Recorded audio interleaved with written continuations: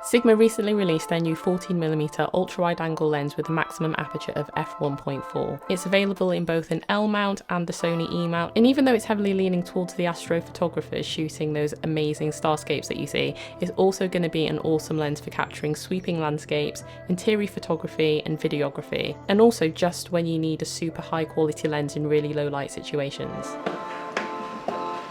I'm heading to Bath today because I want to go out and just go somewhere different, even though I've been to Bath loads recently.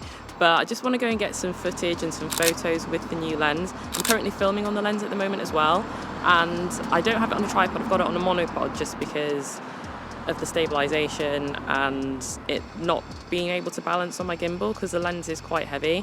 But I just want to go and use it and shoot some architecture, and also I'm going on the train, so I want to see how it is in tight spaces as well because it's a really wide angle lens. So yeah, just literally going out just to put it through its paces and just really give it a good go and just really use it lots.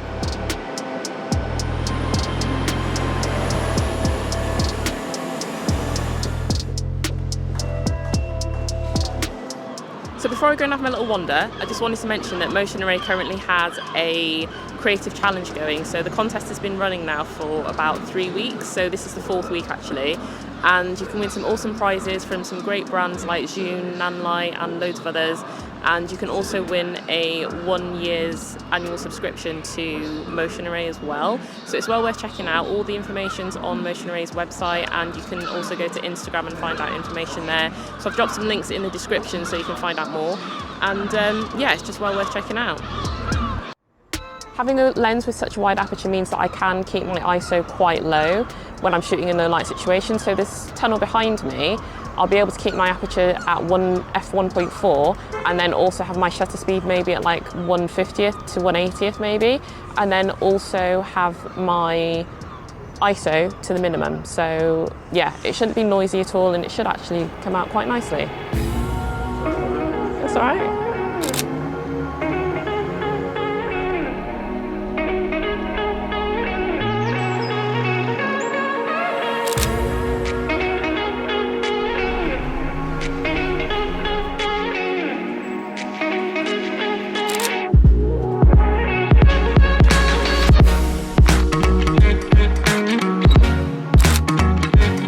So far, the quality that's coming from this lens is so good.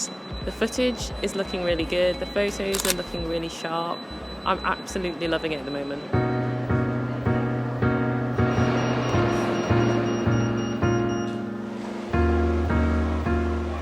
Now when it comes to build quality, Sigma has 100% hit the mark. It's definitely got some weight to it, so it is a hefty lens, but Sigma just didn't skimp on the quality of the lens whatsoever. It feels really sturdy and well made. They've even included a detachable tripod socket with an Arca Swiss type, which is ideal for stability when you're using a tripod. So in terms of the features that you've got on the lens as well, there's also a manual focus lock switch, which ensures that the focus stays put even if you accidentally nudge the focus ring, so that is really handy. And in terms of focus, it is pretty snappy. I don't feel like it lagged at any point. Like I said before, I was using it with my A7S III, which has amazing autofocus. But yeah, the focus was really quick, and the lens also has an autofocus lock, which is always really useful when you're filming and you want to keep autofocus on but just need to lock your focus at certain times in certain shooting situations. Now, because this is a fisheye lens and the front element protrudes, there's not actually a way for you to attach filters. So if you're doing any kind of landscape photography and you want to use straight filters, there's not a way for you to attach those filters to the front of the lens.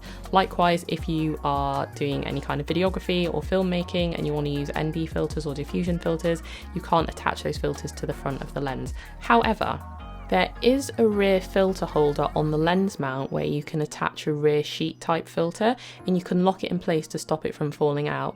And also the front lens cap has a filter slot so you can hold 2 rear filters in it, which is also quite handy. Now I couldn't quite test this myself because I don't have those kind of filters, I've never needed them before, but at least you know the options there. So when it comes to the actual quality of the footage or the photos that you get from the lens, the quality is superb. It's so good and it has very minimal distortion. You can see a little bit on the edges, but otherwise very minimal distortion.